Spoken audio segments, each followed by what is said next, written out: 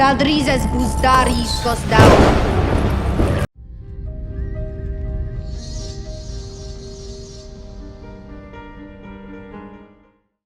Hello! Happy Halloween! Woo! Spooky time! Please go follow me on social media if you can. If you have an account over there on Twitter, it's Sir_Hunts. On Instagram, Sir_Hunts_reviews. And here on YouTube, Sir Hunts Reviews. Hello! We're going to be talking about the Winds of Winter, mostly relating to Winds of Winter book stuff, then House of the Dragon, and then Dunk and Egg. Please, before I jump into the contents of this video, do me a massive favor and slap a like on it. Really helps out my content here on YouTube, and anybody you're a fan of, the best thing you could ever do for their channel is subscribe. So please do so if you can. Thank you for watching. I'm 12 years late. I know, you guys don't have to pester me, but Nick, what? Yes, we do. Just kidding. George R. R. Martin, the Winds of Winter news, the first part of it, is that George did an interview with this Cassandra Clare lady for a book that she has coming out. I don't know what book she has coming out, but I did do some research on Cassandra Clare, and she wrote fan fiction for Harry Potter. So she's got some upcoming projects. One of them is part 2 to a book. It comes out March 2025, and the whole point of this is that right after that, someone yells out in the audience, I'm assuming something about Winds of Winter. They say something. I can't show the clip here because, you know, copyright reasons. But someone yells out from the audience. Excuse me, I'm kind of getting over a cold. Injured my lower spine as well. I have degenerative disc disease, whatever the hell that is. Someone yells out, will Winds of Winter be out? I'm assuming something like that because George goes, it'll probably be Winds of Winter. Like, he literally says, like, her book that's coming out in a year and a half or whatever is probably going to beat Winds of Winter. And then George follows it up with saying, I know, I'm 12 years late. You don't have to pester me about it. Kind of funny. He seems to be joking about it. You know, it's hard for me to be 100% truthful about my feelings on the delay for Winds of Winter because it involves profanity, and profanity gets you in trouble here on YouTube. But I recently went ham about my complaints for Winds of Winter and what I think, right? Nothing disrespectful to George, but just all out about, you know, all these things that have been happening in a recent post on my Patreon. You can check the link down below and join for like $5, and you immediately unlock a vast library of content that is only exclusive to Patreon. So please consider going to go check that out. But Winds of Winter is coming. If I had to predict a date, hopefully sometime next year. I'm going to keep saying that probably every year until it comes out. Hopefully sometime next year. Okay, so before I jump into my Winds of Winter theory, which is the next part of the Winds of Winter video, this image is from Mark Simonetti. This one right here, that image is from J Fox Art, my homeboy. Go follow him on Instagram at J Fox Art. Amazing depiction of Damon. He sent me to that. He sent me that almost a year ago, all the way from the UK. So that's amazing. Big shout out to J Fox Art. So this image right here is from Mark Simonetti, right? This one right here. And I wanted to talk about just kind of it's a Daenerys theory, yes. Like, this is a depiction of Daenerys in the pits of Daznak when she tames Drogon, jumps on his back, and barely flies out with Drogon's life and her life, right? So the whole thing is Daenerys marries this dude, his Darzo Lorak, who supposedly will bring her peace to Meereen. He does it. Like, basically Daenerys propositions him. She's like, if you want me to marry you, because what Hizdar does, not on the TV show, but in the books, is he comes and sees Daenerys 7 times, like 6 times, right? And he always offers her the same thing. Marriage, reopening the fighting pits, and a bunch of other things that will benefit the slavers, the former slave masters of Meereen. Daenerys turns him down. So finally, when she's had enough of all of her Unsullied and her freedmen getting killed in the streets by the Harpies, she agrees to marry his Zolorak under one condition.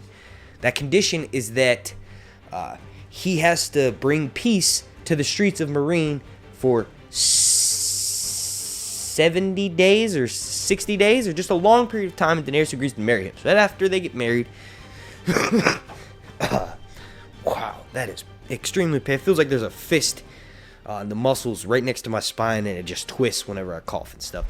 I took some Tessalon pearls earlier. Those seem to help, but it hasn't been long enough for them to stop the cough suppression. But anyway, Daenerys decides to marry his daughter. After they get married, you know, he gives her the peace. She allows him to open the pits of Breanne because he is her husband, right? And also, he has a connection to the pits of Daznak, the fighting pits, where he'll make money, right? So Daenerys says, okay, I'm going to make money off of that too. So that's kind of the only reason why Daenerys decides to open up the fighting pits, because in her opinion, they're savage, right? Like, in her POV, she thinks to herself, yo, why? I try to help these people so much. I freed them from slavery. I tried to progress the nation forward, but they are stuck on olden times in the sense that, like, some slaves want to become slaves again, and this thing called the fighting pits wants to be reopened. The fighters in the fighting pits, it's their only way of glory, right? Like, they eat really well, they get paid really well, and yes, they risk death, but also it's the best life they've ever wanted. It's the thing they could only ever dream of. So Daenerys decides to reopen the fighting pits because of all those reasons. So once she gets in there, Hizdahr zo Loraq,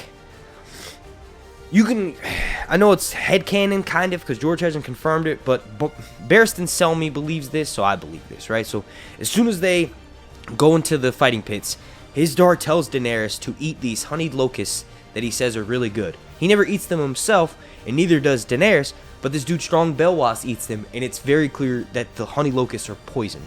So when you take into consideration Hizdahr zo Loraq poisoning the locusts, and then also telling the beast tamers to kill Drogon, you kind of think that Hizdahr has a plan to get rid of Daenerys, right? So let me backtrack a bit. The reason why Drogon even shows up in the first place to the pits of Daznak in Meereen, the fighting pits, is because there is blood sport, right? Particularly, there's this chick Barcena who's fighting this boar, and the boar ends up gutting her, right? She taunts the boar, she could easily win, but the boar is just so massive it overpowers her. It ends up cutting her leg, she falls to the ground, and then this hurts. And then the pig starts eating her, killing her, right? So there's a bunch of blood on the floor. Then several more things happen where more blood gets added. So Drogon gets drawn to this because I forgot to mention this, but the whole other part of this theory is Drogon's free, right? So he has free reign over everywhere in Meereen and Essos, potentially. But Daenerys locked up her two other dragons, Viserion and Rhaegal, underneath the pit in Meereen. Like, not a pit, sorry, a pyramid in Meereen. She locks her dragons up there. Much like on the TV show, the reason why she does this is because Drogon supposedly killed this little girl named Hosea, right? Don't actually know if Drogon did it, but a shepherd shows up with charred bones and drops them in front of Daenerys, and one of her advisors is like, get the fuck out of here, we told you, go see a certain person in the city and they'll pay you for any sheep that the dragons are eating. And then Daenerys says, shut up, stop, look at that again. Or Barristan actually says, look at these bones again, these are human bones, right? So Daenerys decides to lock up her dragons because of that. Flash forward to the pits of Daznak. Remember, Drogon's the only one available, so he hounds down on that blood sport. And when he gets there, he starts eating people and burning stuff, doing typical dragon things, right? So Hizdahr, Daenerys is kind of in shock because she hadn't seen Drogon in a while, and he just shows up kind of suddenly, right? But when he does, he immediately starts getting speared. Oh my god. Hizdahr zo Loraq immediately jumps into action and tells tells the people around his people in Daznak to go and slay the dragon. He's like, kill the beasts. So all these beast tamers and keepers jump out with whips and spears, and they start wounding Drogon. Drogon's eating some of them, but ultimately it looks like he's outnumbered. So Daenerys jumps into action. She grabs a tamer's whip, right? I think it's a lion tamer's whip, and the lion tamer was like one of the people that was called forth to try to tame the dragon. So anyway, she grabs the whip. That's what this image is right here. Daenerys is whipping Drogon into shape. This is officially when Daenerys chooses her mount. It's kind of a forced situation, but Drogon was always going to be her mount as the biggest dragon, right? I feel like she has, it's kind of interesting, she has a stronger connection with Viserion, I think, at first, because Viserion is kind of described a good amount in her Clash of Kings POV. Drogon is described too, but like, for instance, Viserion's the one breastfeeding on her. Like, I'm sure a lot of the other dragons did that, but when, at the end of a Game of Thrones, when the ashes sort of settle, Book 1 Game of Thrones, not the TV show, they did not have the dragons breastfeeding on her in the TV show. But in the books, the dragons are breastfeeding off of her. So they're really, really close to her, right?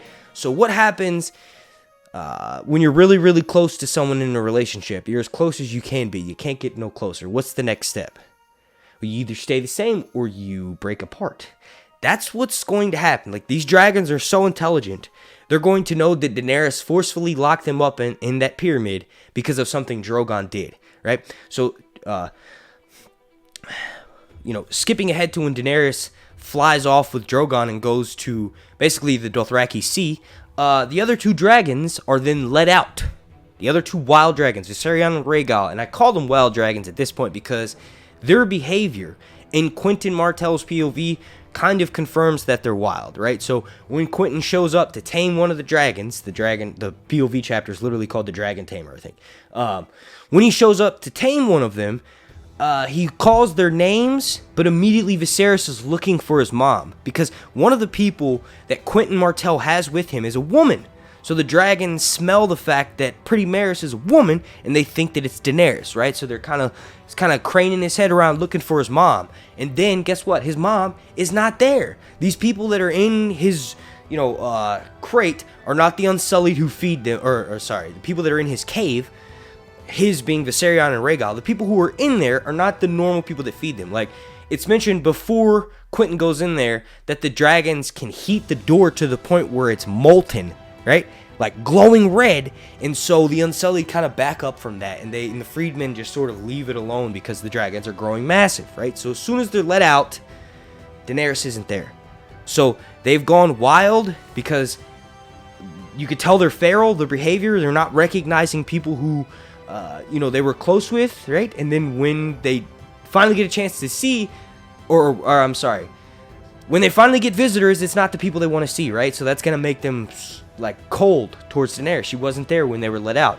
And then also you realize that Viserion, for instance, is feral because he's gone up into the upper part of the cave that they're kept in and sort of burrowed himself into this hole. And that's kind of something that dragons do almost in the wild. It's like he wanted to sort of get away. He's not strong enough to get away, but he wanted his lair up in a safe spot. In my opinion, that's feralistic dragon type of behavior. So what I'm getting at here is the next time we see Daenerys, remember, the last time we see her is she's with Drogon in the Dothraki Sea. She's terribly sick. She's walking, right? And she ends up running into this Khalasar. The Khalasar spots her, but then Drogon flies over, and then they start to flee. And then the last sort of images we see is Daenerys. That's depicted rather in the book is Daenerys with Drogon nearby, and the Dothrakis are kind of culling around her. And she says and thinks about in the Clash of Kings several times that technically what was supposed to happen after Khal Drogo died was that she would go live at Vase Dothrak. And when she gets to Vaz Dothrak, she becomes part of this sort of group of elder women that were married to former Khals who have died, called the Dash Khaleen, right? So that's what Daenerys' fate should have been, but it wasn't. She amassed an army of Unsullied and kept on marching sort of Khal Drogo's style, right? Because, let me sidetrack for a bit. The Dothraki, their origins in the books are very much like the Mongol people in the sense that, like, they're on horseback, they roll over whoever they encounter, and literally they bring about the deaths of potentially millions of people. So, for instance, they sack this one city. They sack several cities in the Kingdom of Sarnor. The Kingdom of Sarnor is this old race of individuals that had a massive kingdom in Essos, and this group of people called the Tall Men descend from the Sarnori, right? So the Dothraki literally just lay waste to them. So, for instance, there's this one battle where this High King, what's his name? Mazor Alexi, right?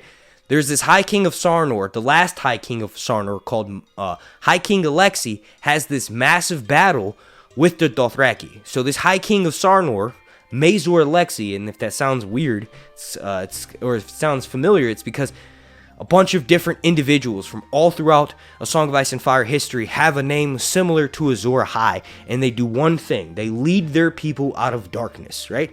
So this dude, Mazor Alexi, is leading his people from being savaged in the darkness that is sweeping over the land, known as the Dothrakis, right? So this battle's pretty badass.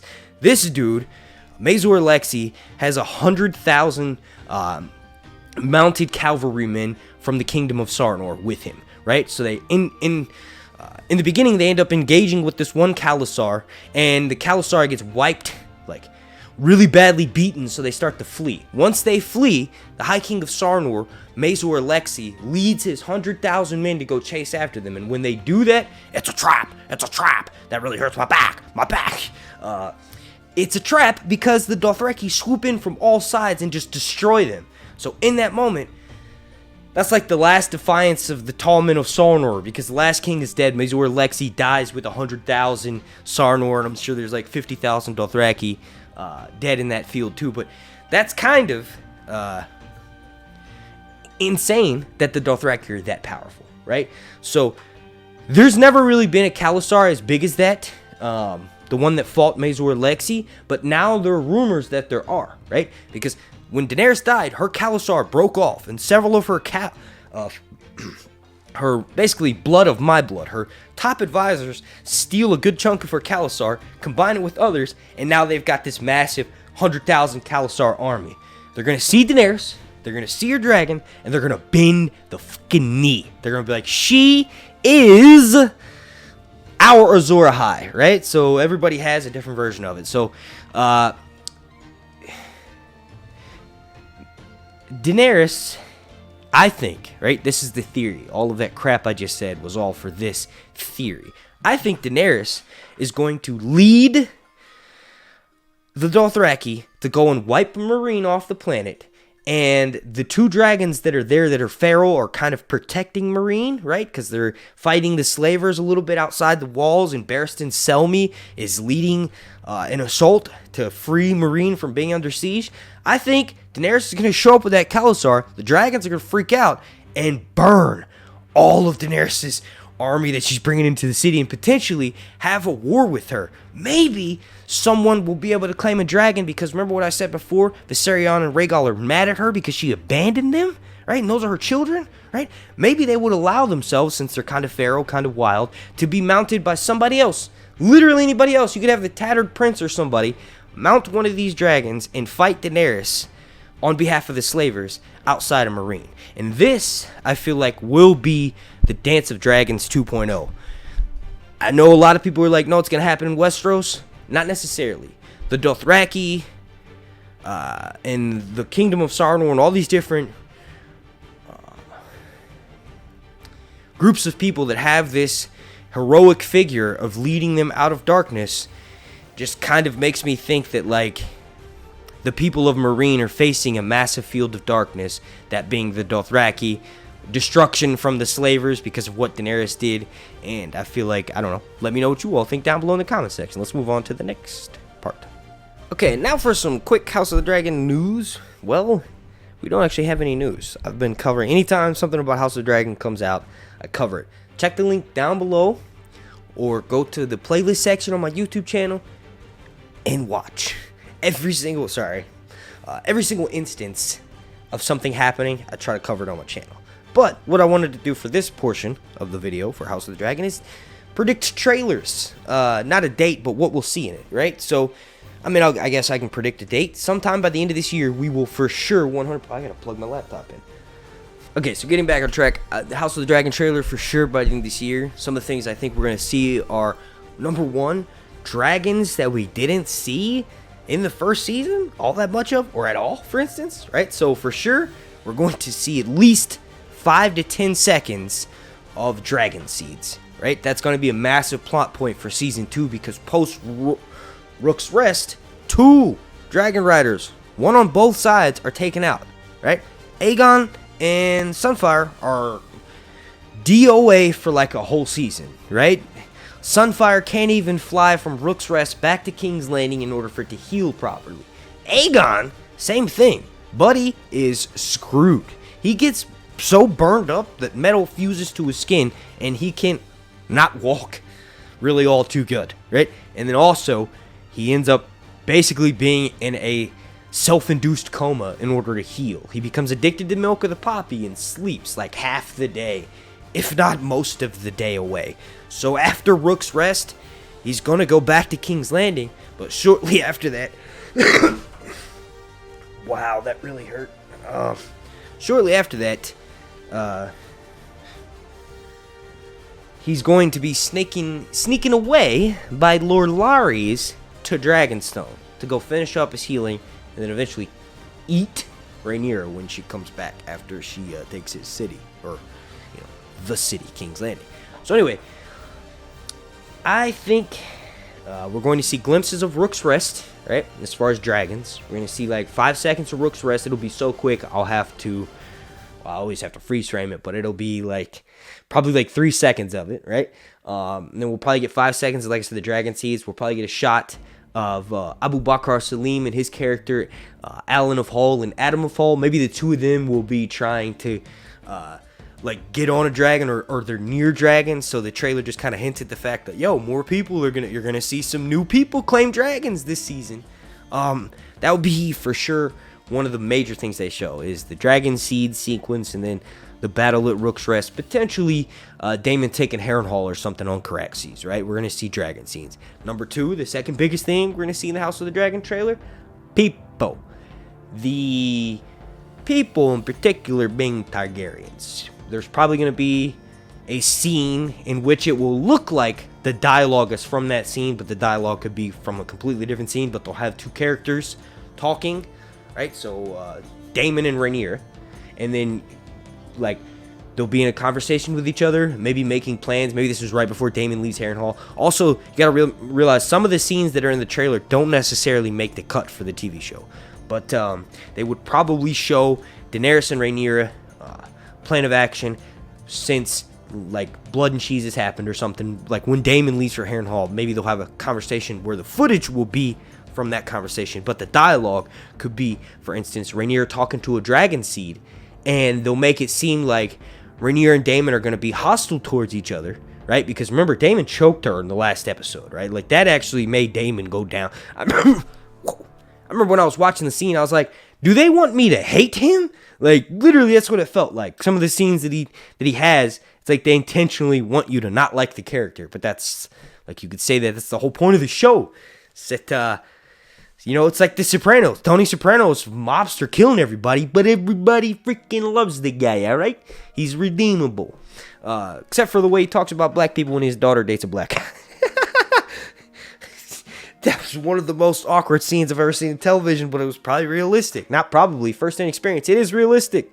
So anyway, especially me dating all the white girls in my teenage years. And now, currently. Yeah, the muscle relaxers are kicking in, so I'm starting to get loopy. Anyway, getting back on track here. They will probably try to make things that like appear in the trailer that may not be the way it goes down in the show. So like I was saying, we'll see footage of Daemon and Rhaenyra standing with each other talking, and then the audio track that'll play over that part will probably be from a different conversation, but it will be either Rhaenyra talking to a dragon seed or Daemon talking to potentially Alice Rivers, right? And they'll make it look like that dialogue is from Daemon and Rhaenyra to make it seem like they've kind of gone their separate ways, just to throw the average show watcher for a loop and thinking that, Daemon choked her, Rhaenyra's not going to get back with him. Not realizing that Rhaenyra is a strong person, but she kind of manipulates Daemon manipulates her, so you'll see that victim complex where she feel like she'll still be drawn to him even after he does that, because of she kind of, the show at least made it seem like she kind of wanted her uncle her entire life. That's her one true love. So Daemon choking her probably won't drive a full wedge in between them. Like obviously by the end of this show, they're no longer Daemon's hooking up with Nettles. He doesn't really want anything to do with Rhaenyra, right? But he willingly accepts death after he realizes that Rhaenyra no longer wants him because she sent someone to go and take away his happiness, that being Nettles, right? So he realizes in that moment, what's the point, right? So then he goes off and willingly sacrifices himself to take out Aemon and Vhagar, arguably, not even arguably, let me know down below in the comment section, I'll discuss it with you. Vhagar and Aemon are the biggest threat on the Greens. Like Aegon and Sunfire is a threat, yeah, Helaena and Dreamfire kind of a threat, not really. Helaena never flies Dreamfire into battle at all. Daeron and his dragon, Tessarion, they're a threat, but really the biggest threat is Aemon and Vhagar. So Daemon willingly knows that if he takes out Aemon and Vhagar, the Blacks have a stronger, better chance of winning. Rhaenyra's still alive at that point. So the relationship will be rocky, but I feel like there's going to be something similar to like that where we have two characters talking and the dialogue isn't from that scene of those two characters talking, but they're trying to lead us into thinking a different way. And you know, I've covered like season 6 trailer, season 7 trailer, season 8 trailer. And each one of those seasons will have like 1 or 2 trailers, right? And then also House of the Dragon, all the teaser trailers. So I feel like I kind of have a good idea for what they're going to do for these trailers. They like to throw the average show watcher for a loop, give book fans like myself some crumbs and cookies to eat up, right? And then also show dragons, because that's what this show is about, right? So that's what I think is going to happen for the House of the Dragon Season 2 trailer. And I didn't actually predict the date, but like I said, I feel like it'll be out before the end of this year. And we've only got exactly 2 months left. Okay, so the last thing I want to talk about for this video is, I already did a video on it, but it doesn't have that many views, so I don't know if anybody or most people who watch my videos have seen it, right? So please go watch that. It's linked down below in the description. It's the top link in my description to go and watch that video. But towards the end of it, I kind of mentioned how I had a theory that required Dunk to be white, right? Main reason being is because Targaryens are white. George has made them white in his books. He has given Dunk a description before, right? My theory was basically, I think it's possible, since Dunk doesn't know his age exactly, I think it would be kind of cool if he was somehow a bastard of Aegon the Fourth Targaryen, the one who you know, had a bunch of bastards that he legitimized and ended up causing the Blackfire Rebellions, which wiped out a good chunk of Targaryens that could have potentially given heirs, right? And they dwindled down the Targaryen lineage so much to the point that when the Mad King is king, his 2 sons are dead, and that's it. He doesn't have brothers who have kids. He doesn't have cousins who have Targaryen kids. This Aegon the Fourth literally screwed the Targaryens over. He gave the realm plenty of heirs, but ended up screwing them over because those heirs wiped each other out. So I thought it would be cool after reading the Dunk and Egg books to have Dunk be descended from King Aegon V, and then also the fact that he starts off so low, but then rises up so high. King of the Kingsguard, Lord Commander of the Kingsguard, saves Rhaegar's life, saves Rhaegar and Rafael from the tragedy at Summerhall, and maybe potentially even a few others, and then just sort of disappears. He could die at Summerhall, but the fact that he goes in and gets people, maybe he goes in, saves a bunch of people, and then leaves. Maybe he decides that if he stays, he will die because it's treason, right? And like the theory is, my theory anyway, is what happens at Summerhall, I don't know if it'll ever be shown on the TV show. I hope it does. It would make sense if they, for the final season, did a big time jump where Egg is king, and then they show the whole season is about the tragedy at Summerhall. So you show an older version of Egg, and then you know, the TV show is going to age them down, so you can see an older version of Egg, but still have the same actor playing Dunk, just make him look older, right? But the whole idea is, you hear in World of Ice and Fire that through Aegon V's reign, Aegon the Unlikely, right? He was the second son of a second son.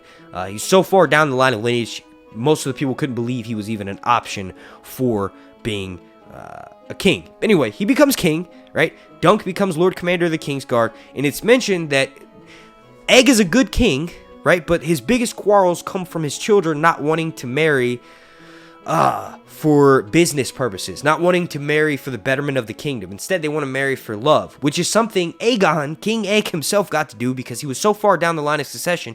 He was allowed to marry a Blackwood woman, and he married her for love, right? So his kids not marrying to other houses and making better, just bettering the position of House Targaryen because they no longer have dragons kind of screws him over in the sense that he realizes that if he wants to be taken serious, if he wants to quell all of the stuff, that all the terrible things that are happening in the Seven Kingdoms, he needs dragons. His house needs to be brought back up to the great house it once was, right? So that is confirmed as canon. It's mentioned that Egg has fire mages and wizards bring eggs from Dragonstone, bring eggs from somewhere in Essos potentially, and try to hatch these eggs at Summerhall. And Egg has every single member of his family, for the most part, at Harrenhal, or I'm sorry, at Summerhall when he does this event. There was a maester who was there that wrote down what happened, but in George's universe, he wanted to leave this a mystery because it's going to be something he reveals in the Dunk and Egg books. So he made it so that the maester who recorded the events only has part of the picture of what happened because an ink stain blotted out the rest of it. I remember when I first read that in World of Ice and Fire, and I was like, you son of a bitch bastard. I was literally like, okay, so George hasn't thought of what happened at the tragedy at Summerhall yet, not realizing that, no, he literally tells us what happens. Egg dies, Dunk is dead, or at least that's the last time he's seen, and he potentially was trying to bring back dragons, and that got out of hand because he had pyromancers doing black magics, and Dunk ended up saving, like I mentioned at the beginning of this part, Rhaella, his mom, right? So saved the Targaryen line. What's this next part that I'm about to mention is more so headcanon. I believe that the reason why Egg did this is because he started getting dragon dreams. Those dragon dreams showed who he thought was him, right? So dragon dreams are weird. Dragon dreams can go two ways. One way, just as a side note, one way is that the person who has the dragon dream, it's actually them, and the events that are happening happen to them. It just doesn't go down the way they exactly dream it. And there's another way, is you can sort of astro project and get another Targaryen or another person who's of the blood's dream, and then you think you're them. So Egg started getting Daenerys's, what happens to Daenerys, he started getting visions of that. And because it, the only way to interpret something like that is you think it's happening to yourself, that's what it was. Egg saw Daenerys walking out of the funeral pyre with 3 dragons, massive flames around her, but she's holding 3 dragons, and he feels the pain and remorse that she goes through from losing Khal Drogo, and he's like, oh my god, I know what I have to do. He hatches the tragedy at Summerhall. He intentionally manufactures it so that the pyromancers do have the wildfire get out of control, and he intentionally wants to sacrifice every single Targaryen, every person there, to hatch these dragon eggs, because he had a dream that showed him, at least he thought it was him, walking out of the flames holding little baby dragons. That's not him, that's Daenerys. Egg, you idiot. Wow, I felt that in my spine.